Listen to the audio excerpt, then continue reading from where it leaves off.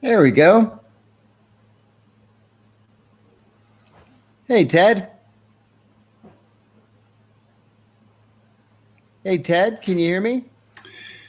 Hey, everyone. Thank you for joining us. Hi, John. Good to see you this Friday, August 22nd. You are watching DeProgram with Ted Rall and John Kiriakou. I'm Ted Rall. That's John Kiriakou, obviously by process of elimination. He's the whistleblower. I'm the cartoonist. Okay, let's get to it. Little business to take care of. Two things. First of all, it looks like some people are having trouble with the Rumble feed live right now. It looks like, someone's saying that the YouTube feed may have dropped too. It's really crazy because I have it live. It's totally working for me. Let me test the YouTube. Let me see if the YouTube's working for me. I might just have to reboot this thing. You know what? See. Just now as I was on it, my YouTube feed went out. Did it go down? Yeah, and then let's see. It looks to me that I have to click through so many different things to get to it. Is it live or? Rumble looks like it's live to me. YouTube. Okay, I'm good. I'm testing the YouTube right now, and the YouTube looks like it's a good.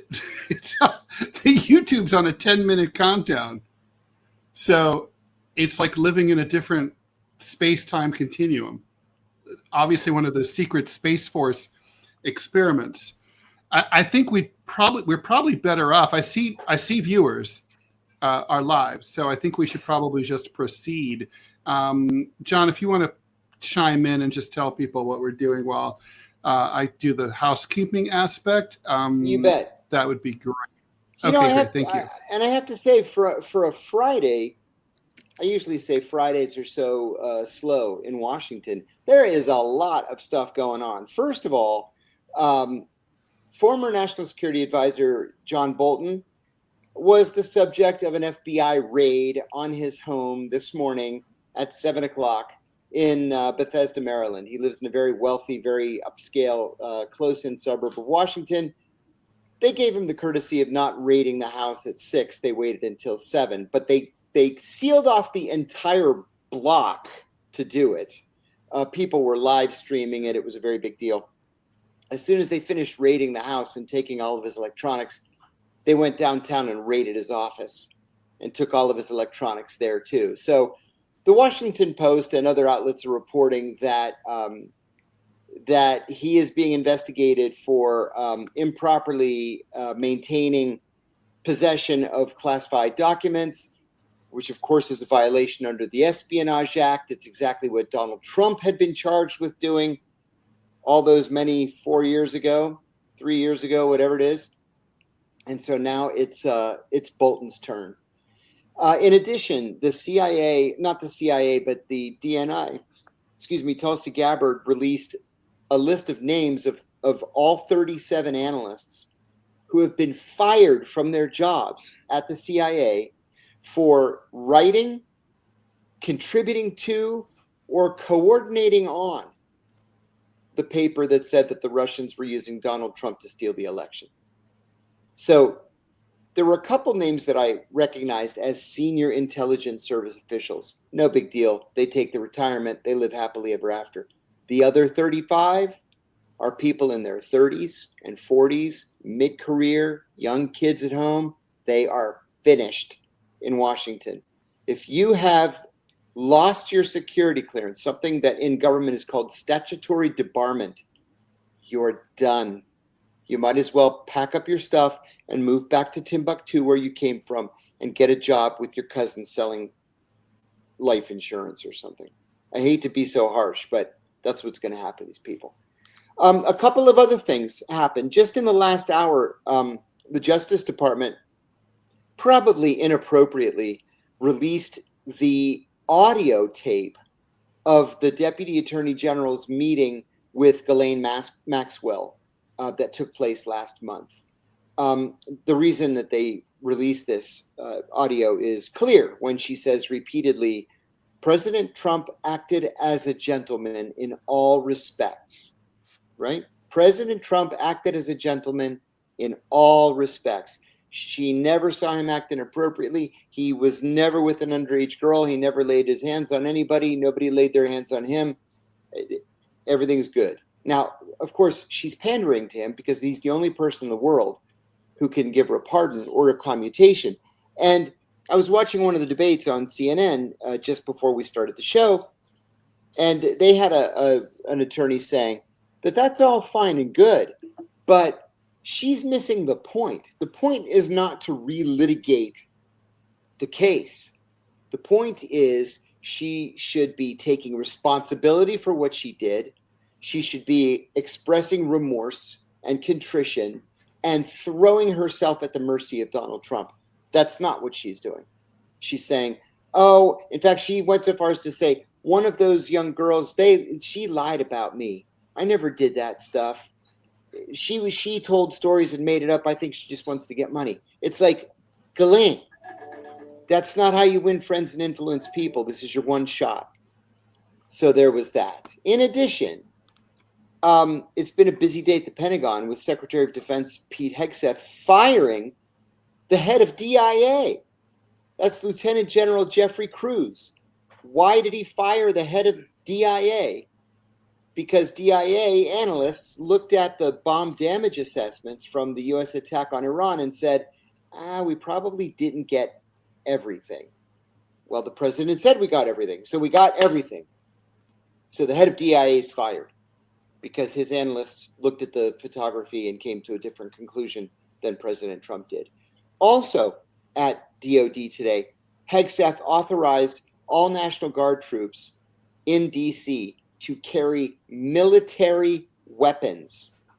Okay? So they're not going to just, have their sidearm as they do a drive along or ride along with the D.C. police. They're going to have M5s and whatever military equipment they would normally have if they were going into battle in Afghanistan or Iraq. That's the weapons they're going to be carrying with them now every night in Washington, D.C. With fully loaded. Fully loaded, right? Magazine. So what could possibly go wrong? Exactly. Now, interestingly, one of the commentators today on Fox said, with all due respect to the White House, he said, crimes are not taking place, on the restaurant corridor of 14th Street. Right. Crimes are taking place in Southeast Washington.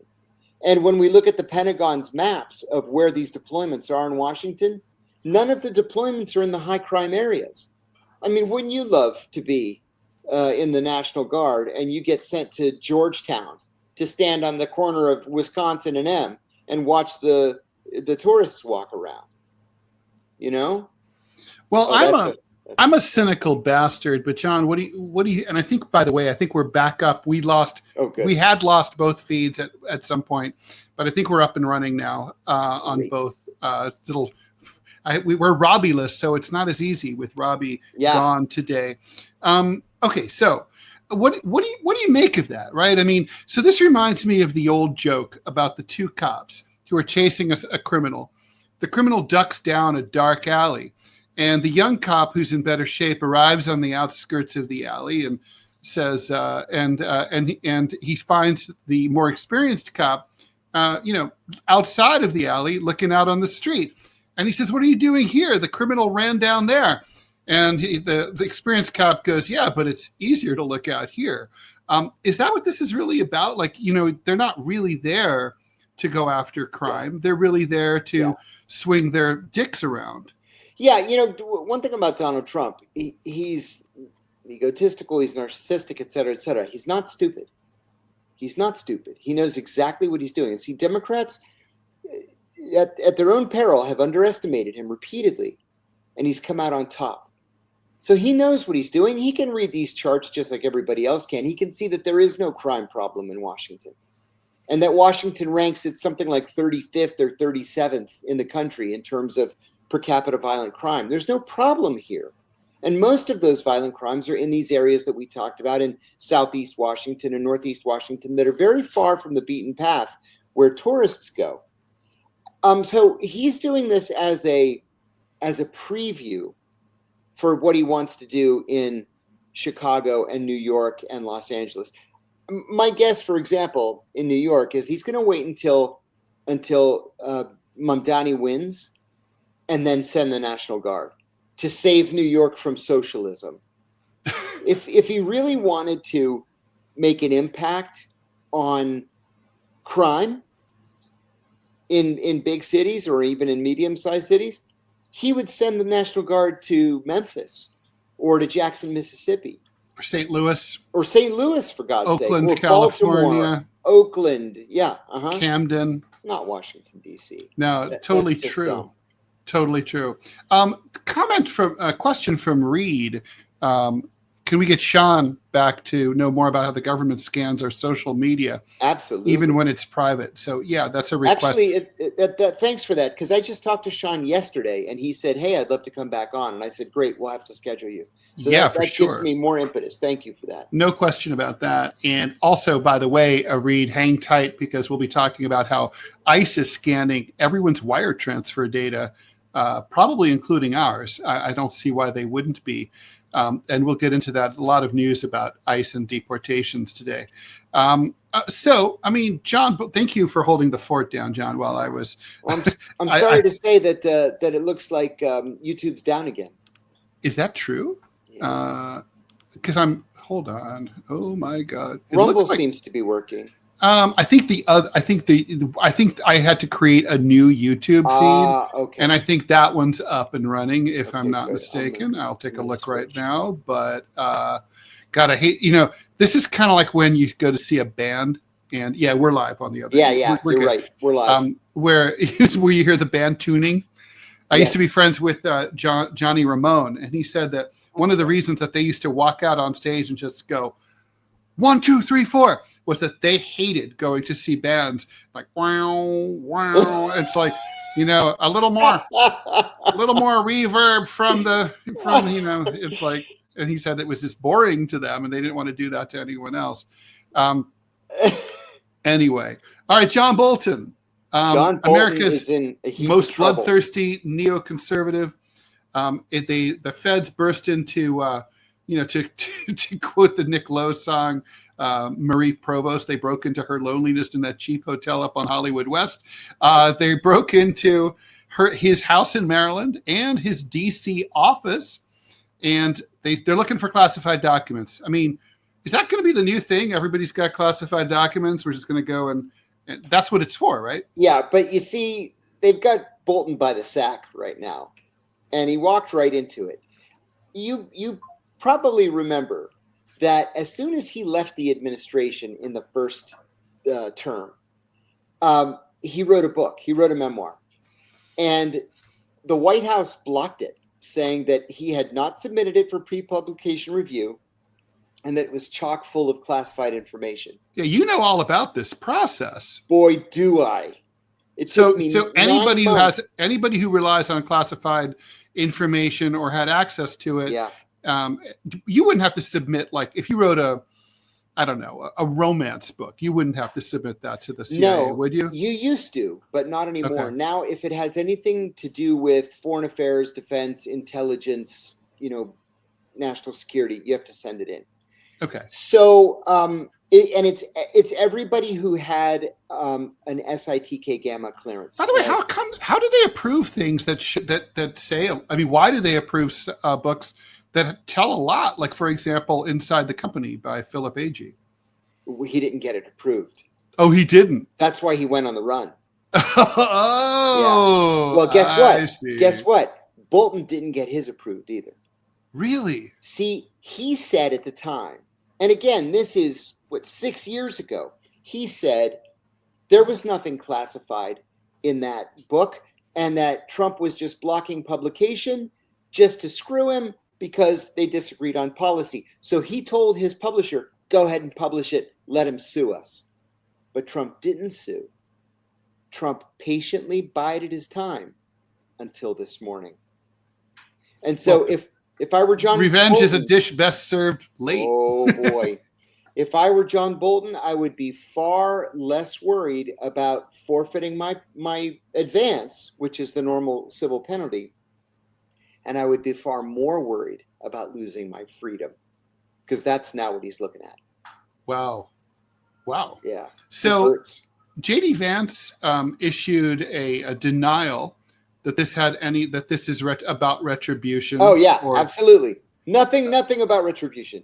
Not They're even a little bit. Just trying to protect classified secrets. Now the thing is, JD is his denial wasn't. He's, for whatever his other faults are, JD is an articulate and intelligent man, and he uses words carefully. Mm-hmm. He did not make much. He didn't really mince. He minced words here in a straightforward way, I would try to say. He kind of let it be known, like, well, of course, if he didn't break the law, he's got nothing to worry about. But if he broke the law, there's going to be consequences. It's like, that was a well-scripted message. Nice Maryland house you got there, Mr. Bolton. Be a pity if it burned down. Yeah. Boy, you worked so hard for that $2.5 million house. It would be such a shame if it were to sit empty while you were in a prison cell. Yep. Yeah. So how do you feel about this? I mean, I always wonder. So on the one hand, I know it's like, okay, couldn't happen to a more deserving motherfucker. Yeah. On the other hand, although maybe not for classified docs, but on the other hand, you've been through the ringer that he may be about to go through. And it's no fun. So what are your feelings about that? Like, do you sort of have mixed feelings? Like, God, I kind of don't think anyone should have to go through it. Or do you think like, I hate John Bolton. I do. I hate John Bolton. I hate everything he stands for. Me too. And I know what lawfare is all about. And in fact, Donald Trump's U.S. attorney for Utah, Brett Tolman, said the Kiriakou case, I want to get the wording right. He said the Kiriakou case was the Democratic Party's template for its policy of lawfare. So I know what this is about. If they want to get you, they're going to get you. There's literally nothing you can do to protect yourself. At the same time, how many lives did Bolton ruin? Maybe we should be prosecuting Bolton to warn everybody else to respect the rule of law as it pertains not just to you and your friends, but to those with whom you disagree. I feel pretty strongly about it. No, I look, that's the thing. This is totally Al Capone on taxes, right? Yeah. I mean, yeah, it is. That's exactly what it is. These days, rough justice is the only justice we can get. It's true. It's true. Yeah. So what's going to happen? Is he going to be prosecuted? Maybe. Are they going to prosecute him in D.C.? He probably won't be convicted with a D.C. jury. He probably would be in Maryland. Or why do you say he wouldn't be? Why not D.C.? Because Donald Trump got 7% in Washington, D.C. 7%. Mm-hmm. And a jury, whatever jury they're able to seat, is going to look at this and say, which side is Donald Trump on? And they're going to go with the other side. That's why these draconian sentences were passed down to the January 6th people. You're involved in January 6th, and then you get 30 years in prison. 30 years? For real? It's because it was D.C. Marble wants to know for $1.99, why is Bolton bad? Bolton is a younger, angrier iteration of Dick Cheney. Mm-hmm. Bolton never saw a war that he didn't want to jump into with both feet. And if there was no war, then by God, he was perfectly happy to start one so he could get us involved. It's all about manifest destiny and the greater United States, a Pax Americana. I mean, he's all. I've never heard the word diplomacy come out of his mouth. Never. And this was a guy who was a diplomat. He was ambassador to the UN. Yeah. Mm-hmm. It's crazy. Yeah, very, very bad man. Yeah, he's a wicked man because, I mean, look, war should always be something that we only do in last resort. It should never be for fun.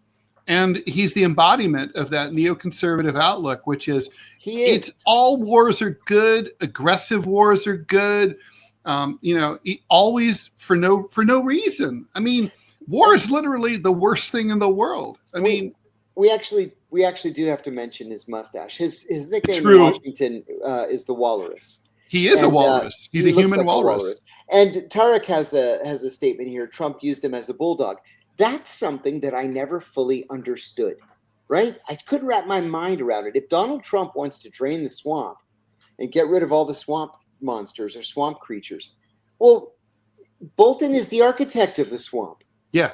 Since the beginning, since he's 9/11. The creature from the Black Lagoon. He is. So why in the world would you name him, who should be your biggest enemy, as your closest advisor on? I got the impression in 2016 that Trump seriously had a hard time finding help and didn't have a lot of people to choose from the establishment. And that people were like Bolton were like, hey, I've been around, I need a job, I have a big name. And Trump just didn't really know much about some of the people that he picked. Yeah. I don't think he really knew who John Bolton was or what he did in the Iraq War or anything. I agree. And it may have been a bone that he threw to the Bush people because the Bush people loved him. MW Knox 186, Bolton killed a deal with North Korea. You bet he did. He killed that deal single-handedly. Well, there was a danger that a dreadful peace might have broken out on the Korean Peninsula, thus costing many arms manufacturers hundreds of millions of dollars. Exactly right. You know, when we were at Sputnik, Ted, I used to see Bolton all the time. His office was about a block away from ours. And he was always going into the Dunkin' Donuts there at Connecticut Avenue and K Street. I used to see him with Tom Friedman, who I also can't stand. Oh, God. Oh. By the way, you know, if you really want to, let me piss you off, John. After the show, do a Google image search on Thomas Friedman house. Oh, I'll do that right now. You were going to, the last time I did it, it's one of those mansions like the size of the White House that has a view. It's on Chesapeake Bay. And it can only be seen by helicopter. Oh, come on. Do you see it? This is actually his house? Yeah. This is a 20,000 square foot house. Yeah. Yeah. It's like it's bigger than a few very small countries. Oh, look at this thing. He has his own swimming pool. He has his own tennis court. He has his own basketball court. It's in Bethesda, Ted. It's in Bethesda. This has to be a $20 million house. It is.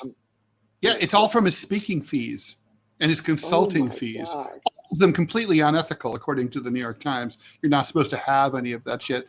But, he's living like rappers. I told you, this is like, and he's the worst, too. It pisses me off. I've been doing political punditry since the late 80s. And, I've made mistakes, but not like Thomas Friedman. I usually get the big ones right. I got those ones right. No rewards for me. No job at the New York Times for me. No house in Bethesda, $20 million house, right? Yeah. Not for me. Ted, listen to this. He bought the house in 2006 for $9.3 million. And it's now worth $25 million. It is 11,500 square feet, and it sits on 7.5 acres. It broke my brain. I blundered into it one time accidentally, searching for something else, and I was like, "What is this shit?" What? Yeah, it's fucking insane. Some house, man. I mean, his whole thing is a grift. He talks to a taxi driver, writes it up in a column, then he puts all the columns together in a book, doesn't do original writing for the books. Research assistants do all the work. Yeah, that's true. He doesn't do any of that. Yeah, he doesn't do any of that. All of doesn't really work. Do it. No. So he's a supervisor, basically. Let's see here. Thank you, Sullivan. Thank you, Siddhan. Very, very generous $20 donation there. You. Serious question, fellas, from Reed. It's like they're moving so fast here. Is political consulting the biggest grift out there? Totally. It's a big grift. It's a big one. Yeah. But maybe a bigger grift is intelligence consulting. Yeah. That's correct. What nonsense? Thank you. Booz Allen Hamilton. They're known as in the intelligence community as a butts in the seats company. Okay, that's what they call them, butts in the seats. Now, if you want the most sophisticated, cutting edge analysis, you're not going to go to them. You're going to go to like Palantir or whatever, Abraxas. If you just want a bunch of people with security clearances who are going to work for 70 grand and be there 40 hours a week. You hire Booz Allen. That's what they do. Well, and they don't know shit that like they only learn the shit from their client. I used to work for a consulting company called Spectrum Group. It was a banking consulting group, and based in San Francisco. And I remember just thinking what a hilarious fraud it was. So we'd have a client, we'll call them Bank of the West because they were called Bank of the West. We go there, we land, we don't know anything about Bank of the West. No one in the company has ever worked at Bank of the West or has a bank account at Bank of the West. So we sit down in a conference room, and all the people who work there are nervous. Like, what the fuck are these people doing? They bring information in about their bank and their business to us, and then we look at it, and then we bullshit out a bunch of PowerPoint presentations. And my job was to create PowerPoints and crunch numbers. But we didn't know anything about their business. They were paying us to give us information to bullshit back about them.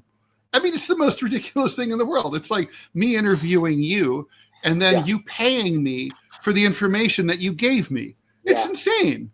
That is insane. Yeah, it is. That's nuts.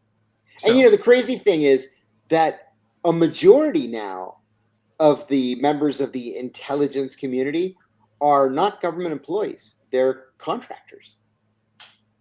So it's crazy. Everybody's getting rich. Everybody's getting rich. Everyone's getting rich except John and Ted. But you guys are helping a little bit. Thank you so much for watching us over on the Rumble feed and on the YouTube. But we make a lot more money on Rumble. So if you can watch us on both or Rumble. Sorry about the tech shit today. That was a Rumble studio sorry about glitch. that. It's apparently, funny too. Like, I'll look happens. at the numbers, Ted. I look at the numbers and I'm like, oh my gosh, we made $6 today. It's like that. Yeah. Then John and I get into a deadly cage match over the $6. And then the cat runs off with it and we're both left hungry. Okay. So let's talk about, speaking of insanity, John, you've been through the Bureau of Prisons bullshit, and Erik Menendez, we talked about it, the Menendez brothers yesterday.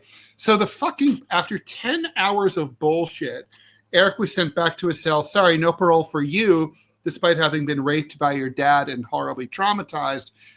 Despite the fact that the whole family wants both he and his brother out.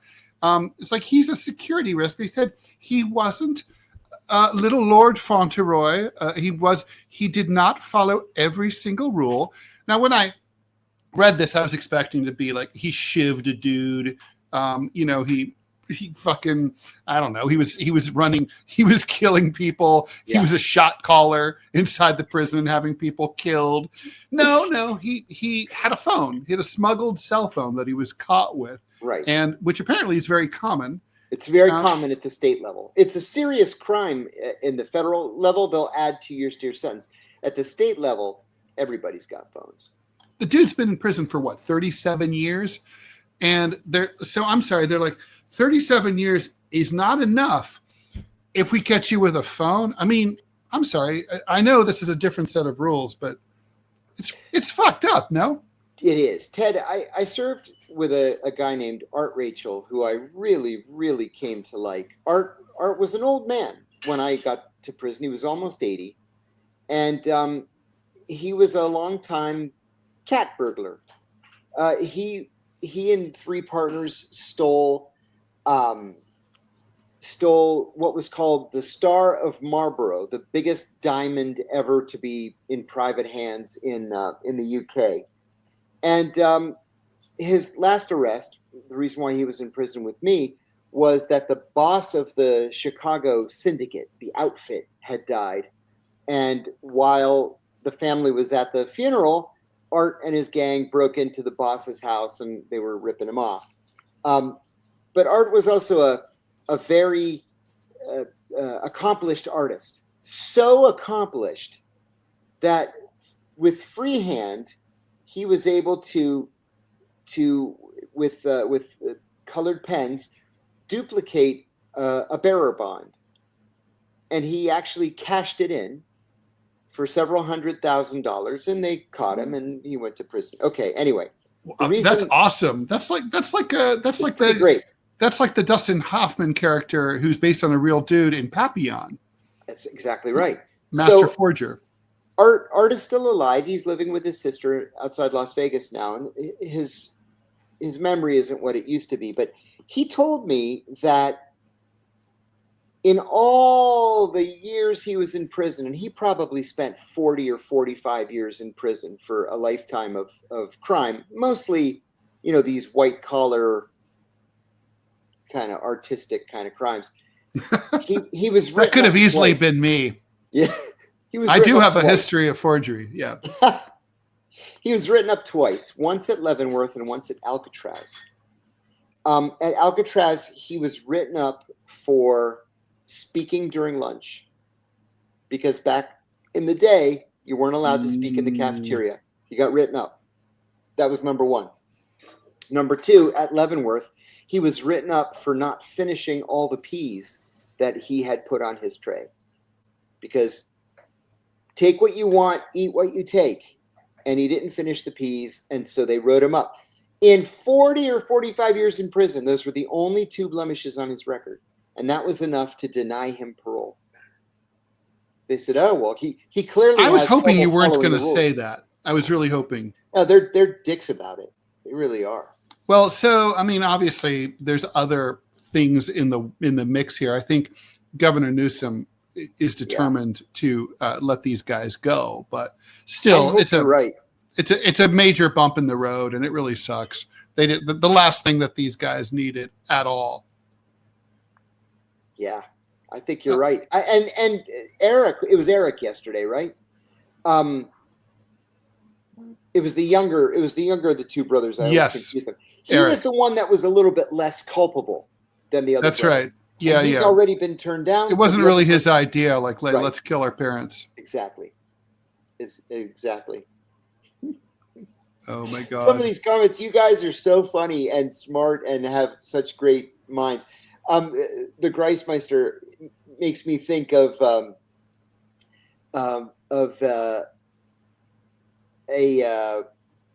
Confederacy of Dunces by John Kennedy Toole. Yeah. Literally the funniest book I ever read. One of my favorite books. Oh my God. And what a story behind the book. Yeah. He committed suicide because he didn't think he could make it as a writer. Yeah. And then his mom, 10 years later, convinced someone to publish it. Yeah. And it won the Pulitzer Prize. Yeah. Yeah. Jacob Decker, thank you so much for the $4.99. Candace Owens hates the CIA and has money. Go work for her exposing the CIA. Yeah, you know what? It's funny too, because I've watched Candace Owens for a long time, and she always seems nuts to me. And I mentioned to a major, like very major, I don't want to get him in trouble, podcaster that I'm friends with. He said you should go on Candace Owens show. He or she, as the case may be, said. And I said, oh, come on, man. She seems like she's nuts. And he said, sometimes. But she converted to Catholicism recently, and she's backed off. And she does hate the CIA, Jacob. And so, you know what? Maybe it's time to reach out. Maybe. You never know. Although this is true, though. This is true, what Michael Gardner said. That's a problem for her. She's being sued right now. And and she's going to lose. She's going to lose. Yeah. Oh, yeah. She's going to lose, all right. This reminds me a little bit of one of my favorite anti-slap law stories. So what was the guy who was the famous, he was the gay exercise guru, Richard Simmons. Oh, sure. Richard Simmons was what the National Enquirer photoshopped a picture of him in a dress on an operating table and said that he was transitioning to become a girl. This was not true. No. And so he sued the National Enquirer, who was represented, by the way, by the same attorney as Kelly Sager is her name, as the LA Times, who was out going after me. So anyway, long story short, there's no question that the story was false. They abused the anti-SLAPP statute, and they ruled against him. And Richard Simmons was ordered to pay, I think, $200,000 in attorney's fees to the National Enquirer for having had the gall to defend his honor and his name from being accused of being, transitioning. Unbelievable. That is absolutely terrible. My good sir has a question for us, and thank you for the generosity. Do you think the U.S. will sanction the new BRICS currency the moment it comes out? If not, I think that it would be a very lucrative investment opportunity. I think yes. And yes, it would be a very lucrative investment opportunity. I think it'll be a lucrative investment opportunity, regardless. Even if, the sanctions won't make any difference, right? I mean, yes. It's going to be, it's going to have half the world or more behind it. It already does. And they keep adding countries, like important countries. I'm not missing out on the next Bitcoin like I did last time. I'm with you, man. I still kick myself over Bitcoin. I'm an idiot. I remember repeating, like, to this kid who kept telling me, buy Bitcoin, buy Bitcoin. I kept saying, but I just don't understand it. That's what I kept saying. Well, next time I'm not even going to try to understand it. I'm just going to buy.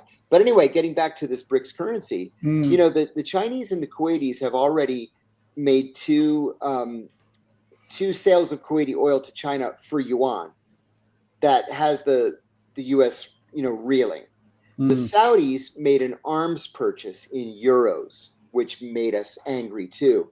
If the BRICS countries come up with a unified currency like the European Union, the U.S. empire is over. That's the beginning of the end. Yeah, very true. Well, it's hard. You can't fault Dostoevsky. I'm just going to say to Earl of Lurl, it's kind of like that's an easy one. All right, we got to talk about some of this ICE crap because they're really out of control. We want to end on time today. So, John, I thought I would start with one that might make your blood boil almost as much as or more than mine even. So there's an Army veteran. And so, as you know, a lot of people join the U.S. Army who are not U.S. citizens, but they're told that their citizenship is almost 100%, likely to be approved if they serve in the armed forces. This has been going on for many years under Democratic and Republican presidents alike.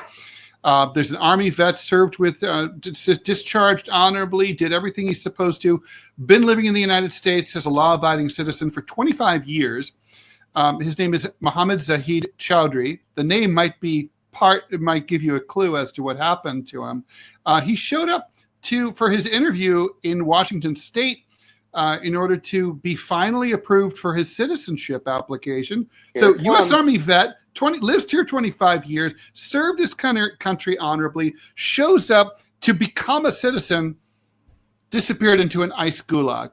His wife says that she doesn't really know where he is. He faces deportation. Unbelievable. Did you see the announcement from early this morning? The State Department, well, there were two things from the State Department. One, the spokesman said that the U.S. is going to begin vetting, get this, all 55 million foreigners who have a U.S. visa. Yes. 55 million foreigners who have a U.S. visa. Best of luck. We're going to need to set up another Pentagon to handle that. Well, I suspect, I'm not even kidding. I suspect they're going to use AI for a lot of this stuff. But they will. And you know how reliable AI is. Yeah, it's so accurate. And the other thing is the State Department yesterday fired one of the deputy spokesmen because he's, not because he's Palestinian. He happens to be Palestinian, but he issued a statement that we do not support the Israeli government's attack on Gaza City. We don't. No. It's U.S. policies. We do not support the attack on Gaza City. But they said, but coming from a Palestinian and a Muslim, that's not going to look good. You're fired. And they fired him. They walked him out of the building, took his badge. That's unbelievable. Shocking. Now, let's talk about something that has big implications for all of us. As part of this whole, anti-migrant, anti-immigration sweep, it turns out it's just broken. ICE has somehow gotten a hold of probably everybody's wire transfer data. And basically they're scanning it to see if people are sending remittances from the U.S. to Mexico and other countries. But the truth is they have access to everybody's wire transfer information. Yes. So this is beyond the Edward Snowden revelations. This is something that, it wasn't happening back then. And this is, people have actually been caught. They've actually caught people doing this. I know this is an article that broke in The Intercept. I think it's really chilling. I'm very worried about this. I'm very worried about a lot of different things. And it's like every day there's a new announcement of something outrageous. And I know that they do that on purpose. They want to keep people distracted. They want to keep us on our heels so we can't prepare a defense or launch a counteroffensive. So yeah, this is one of those things that, I mean, is this real? Is it something we're going to have to prepare for? Now what do we do? And so basically this is like Western Union and MoneyGram is where they're starting, because that's like these are the cheapest ways to send money. A lot of, but let's face it. I mean, look, I could send a wire transfer to Mexico. Sometimes I buy meds from Mexico. Yeah, I do too. And sometimes, you might be planning a vacation to Mexico. Great country to visit. You might need to send some money for that. I had to send some money to Central America for a vacation fairly recently. So, I mean, I don't really want ICE up in my business. These are fucking madmen, masked goons, unidentified, going and kidnapping people off the streets, including U.S. citizens and Army vets. And now they're fucking going through my personal file. I used to think, John, I was really naive. Why do you think this happened, or why it didn't happen? In 2013, when Snowden stepped forward and explained what was going on, I always thought that all of my friends called each other. We were like, holy shit. Oh, yeah. We thought it was going to be an atomic bomb because Americans are privacy obsessed. Americans really don't want anyone up in their business, right? Like, live free or die. That's right. And no one gave a shit. Nothing happened. I was in prison when Snowden released his information, his revelations. And a guy woke me up in the middle of the night to tell me that this was on the news and what a huge story this was. That's how big it was. Even it was a huge thing. Prison, people understood 2013. How important this was. And you're right. And Snowden would be the first one to tell you, Ted, that he really believed that by now our privacy, our information security would be guaranteed and we would all be living happily ever after. Well, the way he put it was he wanted to give the American people the information that they needed so that they could have an intelligent conversation about the balance between privacy and security. Yeah. And we never had that conversation, ever. No, we never had that conversation, which is another thing that Snowden expected to happen. I remember him saying too in the beginning that the next step was members of Congress stepping up and saying, okay, wait a minute, this guy Snowden's right. Our rights are being trampled upon. The government is overreaching and taking our personal information. And nobody came forward. I mean, I guess in the beginning it was Ron Paul, then it was Rand Paul, and I guess, maybe Mike Lee once or twice, and it just never stuck. I don't understand it. Unicorn, we would love to have Snowden on the show. He's welcome anytime. We'll reach out. We can reach out to him. Tom Drake and Snowden, two heroes. Yeah, Tom Drake was one of the guys who inspired Snowden. In fact, for my book on Snowden, which is really the only biography of Snowden that existed at the time, Tom Drake, I interviewed Tom Drake for it. It was really very useful. But I mean, God, like the way they screwed him and you and Snowden, it's bad. It's criminal. I've said before too that Snowden told me in no uncertain terms he was willing to come home and he was willing to go to prison. And I told him, you've got to hire the best lawyers in Washington. Hire my lawyers, right? So I introduced them and he hired my lawyers and they negotiated this deal. And Snowden said he was willing to come home and do 20 years. Which he shouldn't have. The only 20 years he should be doing is in a ticker tape parade down Broadway. Yeah, that's exactly right. But he said all he wanted to do was to stand up at his sentencing and explain why he did what he did. And the Justice Department said, absolutely not. Yeah, they're not going to allow that. No, you can't have your day in court and actually explain yourself. That's right. I really like this. What Nonsense says, Snowden info was made to seem complicated, so it went over people's heads. I agree with that. I mean, all the names of all those programs, all the charts, it wasn't really that complicated. I mean, it is. The tech is complicated, but not the basics of it. And they did do that. It's like Iran-Contra. It didn't land with many people because it was sort of like, so the Sultan of Brunei gets up at 5 o'clock in the morning, and then the market opens in Zurich, and then the money is converted in Deutschmarks, and it was just too complicated for people to understand. A good scandal should fit on a bumper sticker, like the Eric Adams stuff, which we're not really supposed to talk about today, whatever. But more scandals on Eric Adams, right? My favorite is, so he is another top official who's just been busted for accepting bribes, and this crazy Chinese American lady who's handing out red Chinese envelopes with cash in them, all that and a bag of chips. Yeah, you can say that again. How anybody could vote for Eric Adams, I have no idea. Zero. No, he makes Andrew Cuomo look like a paragon of virtue. Corruption is one thing, but this is like a joke. It's like an ongoing joke. Like it's a caricature of a corrupt politician. He is. Well, I mean, the thing is, the man is a clown. He dresses like a clown, talks like a clown, governs like a clown. He's a clown. He's bozo. Yeah, seriously. Oh my God. No, I don't know about this. Hi, Alba. Don't know about the new JP Morgan tower. I wonder if it's one of those little skinny splinter ones, which I hate. I really don't like the look of the New York skyline these days. It's not good. I know that's a minor thing, but it's just not a pretty skyline anymore. It used to be very dramatic and awesome. Yeah. The little splinter buildings, they're all over the place, and it's not a good look. It's not. Earl of Laurel. Was it Earl of Laurel? No, I'm sorry, Houdini. What was his connection to Turkey? That's the funny thing. Oh. The money. Apparently, when he was in college, he went to Turkey and he loved it, and Turks were nice to him, and he stayed with some Turkish family.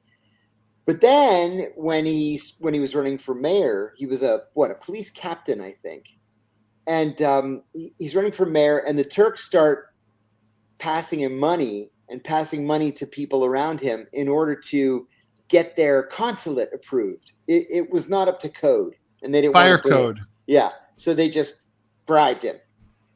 Why not just get it up to code? Probably cheaper. Yeah, and then you're not going to, kill a dozen people when it finally catches on. Well, it is really disgusting. I mean, hey, it's not like in New York City there's ever been any recent events in which a lot of people died in a fire. Yeah, that's right. That's right. And the reason why I'm smiling is because the Greeks hate Eric Adams because he's pro-Turkish, and he's unabashedly pro-Turkish. And there are 200,000 Greeks in New York City. It's actually the 5th largest Greek population anywhere on the planet is New York. And so the Greeks threw their money in with Cuomo, because Cuomo is the one who made sure that the Greek Orthodox Church didn't lose its land at Ground Zero. Now there's that magnificent church, St. Nicholas, that's right there next to the footprint. So the Greeks were all in with Cuomo. Cuomo loses. And then the next day in the Greek papers, the banner headlines are that Mamdani may actually be more pro-Turk than Adams. Like, what have we done? Don't worry. I'm sure Mamdani will manage to be bought just like AOC and everyone else. Thank you, Selwyn. Sodan 2324. What do we think about SEFDEF firing the DIA chief? We started talking about that at the beginning of the show. Listen, I'm all for people losing their scalps, just because I'm biased. The more the merrier. But this guy didn't deserve to be fired. This is a lieutenant general. That position is normally not partisan in any way, with the exception of Mike Flynn. This is just, career lieutenant generals who are working their way up to get that 4th star before they become, an assistant chief of staff, for example. They have a stop for 2 years or maybe 3 years at DIA. The reason he was fired was because the DIA analysts doing the bomb damage assessment on the Iranian nuclear sites said that our, 30,000-pound bunker buster did not destroy the site. Okay, now they looked at the photography and they, did their measurements. Yeah, Yeah. Did their measurements and they said, yeah, they went deep. They didn't destroy it. Well, Donald Trump says we did destroy it. That's what he told the American people. We destroyed it. It reminded me of a Rudy Ray Moore joke. I lie heavy, but I don't go deep. Right. And so what's he do? He fires the poor head of DIA. Like it's his fault. That's what this was about? Yeah, it was about the bomb damage assessment. Oof. Well. Yeah. Yeah. I mean, it's I can argue that. I can argue that one either way, really. I suppose I can. And then it happened just a day after Tulsi Gabbard fired these 37 CIA analysts. Now, they actually deserved it. This is the danger of groupthink at the CIA, right? Everybody's smart. Everybody went to a good school, but they're so afraid of going out on a limb on their own. They're so afraid of somebody saying, oh, you know what? He's actually not as smart as we thought he was. So you get into a room and somebody says, the Russians tried to get Donald Trump elected. And everybody says, yes, that's exactly what happened. That's what the intelligence shows. Even though they're behind their backs, they're like, And they got caught. And all 37 of them were fired. John, is there a way to sort of do a genuine let 100 flowers bloom kind of movement in any kind of organization, not like the CIA, where you can really encourage people to step forward and and share their thoughts, and have them really genuinely not fear that they're going to be shot down or punished? Not as things stand now. We've got a whistleblower protection law, but it doesn't cover national security whistleblowers. So the best you could do is blow the whistle, have the president fire you, and then work with Chuck Grassley for the next 2 years to try to get reinstated, which happened yesterday. All those FBI agents that got fired, they were all reinstated yesterday thanks to Chuck Grassley. But that's not a workable system. It's just not. No. Yeah. Not at all. John, let me ask you about the secrets. First of all, I got to ask you, Space Force? Yay or nay? Nay. I'm on nay also. So Space Force. Anyway, there's a new secret space mission, which maybe not new, but the X-37. So in the Air Force, if a plane or a vessel is experimental, it starts with the initial X. You can go to Wright-Patterson Air Force Base Museum and see some of the early X planes. They tend to be really little. That's cool. But the X-37B mini shuttle, I think this is voyage number 8, supposedly. But it's apparently doing some classified stuff, testing laser communications and GPS-free navigation, whatever that means. I don't know. And you care to speculate over what these secret space flights are about? I'm wondering if we really do have a space force when you are literally 100% dependent on Elon Musk and Jeff Bezos to get you into space. Mm-hmm. And then on the unclassified missions, you pay the Russian government, with which you are at war, literally, to take your astronauts into space.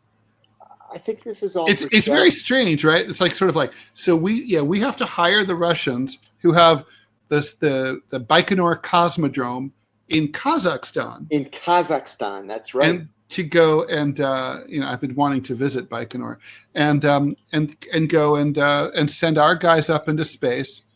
And I mean, I'm against privatized space exploration. I think it should be against the law. I think it's something that governments should do cooperatively together, like Apollo Soyuz. By its very nature, space exploration should be unclassified. It should be internationalized and shared. I agree. Yeah. Yeah. Dana's right. It's another grift. It is another grift. It is. And it's a super expensive one too. Oh my God. Yeah. Yeah, and then when you keep slashing the budget of NASA to the point where they lay off 40% of their staff, and then you have to rely on your friends Bezos and Musk to put rockets up in space. I mean, what have we come to?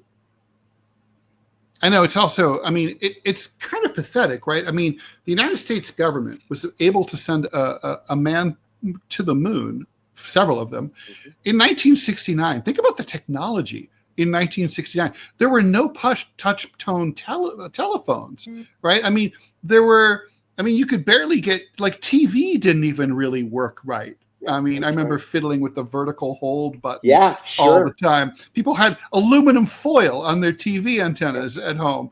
And it actually helped. Yeah, you needed to. It wasn't like a conspiracy. And we sent the dudes to the moon, got them back. I mean, it would have been amazing if it was a one-way trip. Now we're reliant on, like, potheads like Elon Musk. Yeah, I don't understand it at all. Not at all. It's what happened to us? John, you're on. Oh, you're on. Okay. It's on purpose. I had to cough. Okay. That's cool. All right.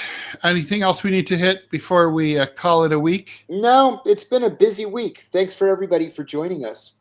Oh, we have a conspiracy person saying the U.S. people unite. U.S. did not send anyone to the moon. So probably watched Capricorn 1. One of my I love. It's one of my favorite bad movies. O.J. Simpson is in it. Yes. About a fake Mars landing. Yes. All right. As Michael Gardner says, time for reprogramming. You can do that over the weekend. So this is my fault, but there's no show on Monday, guys. I'm dropping off my kid in college, so I'll be on the road. But Tuesday, we will be back to our regular schedule. So we're here Monday through Friday, except this coming Monday, 5 p.m. Eastern time. Please like, follow, and share the show. Sorry for the tech stuff. We still prefer you watch on Rumble, but Rumble Studio, which sometimes goes down. And so that's what happened today. Thanks, everyone, for rolling for the punches. I see all of you guys got back. And much appreciated. Thanks for the good wishes. And John, do you want to flog your latest book? I should do that. We should be doing that more. We should. You know what? I don't have a date yet. I'm waiting for my contract to come. I'll have a date by next week. But I have another podcast that's on YouTube called Deep Focus. And today I got John Perkins, I got Andrew Coburn, and Roger Waters. So we're coming out with those in the next week or so. That's awesome. I'm especially jealous about the Roger Waters part. Roger I'm a huge Pink Floyd fan. He was in rare form. Wow, awesome. So they sure beat him up on the Israel stuff. Like, you know what he told me just before I let you go? Yeah. He told me that he played 2 sold-out shows in Buenos Aires 2 years ago, and the Israelis had lobbied so hard against him that he was not able to get a hotel room in any hotel in Argentina. He had to spend the night on his plane, sleeping in a chair on the plane. He did the next concert the next day and then flew right out. Not a single hotel would rent him a room.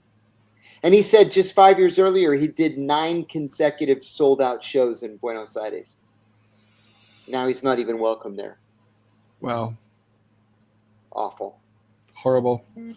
All right, well. Enjoy the weekend. Thank you. You too, John. And I'll see you Tuesday. We're deprogrammed. Bye.